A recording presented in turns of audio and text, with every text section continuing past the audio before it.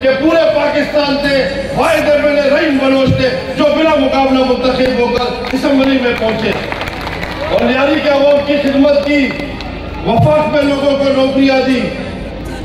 3,500 नौकरियां 1.5 साल 16 माह की हुकूमत में, 18 माह की हमारी हुकूमत थी, 18 महीने की।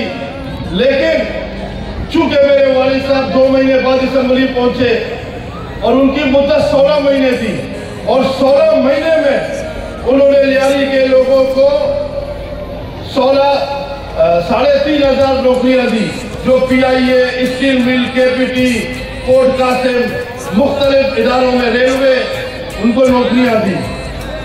उस जमाने में ये एक छोटा रोड हुआ करता था।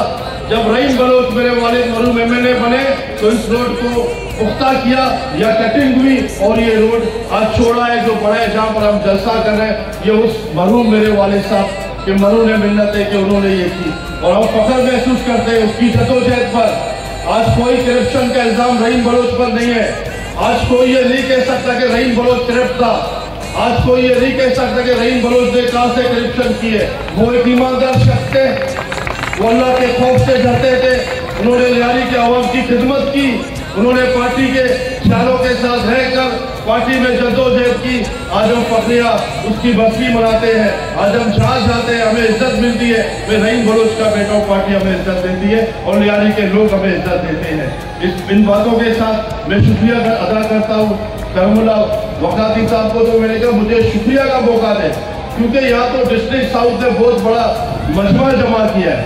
ये मजमा डिस्ट्रिक्ट साउथ के मरहूम ने मेहनत है। जब खलील भाई से हमारी बात हुई तो खलील भाई ने कहा मैं जलसा करके दिखाऊंगा अब्दुल्ला आपको, और खलील ने करके दिखाया।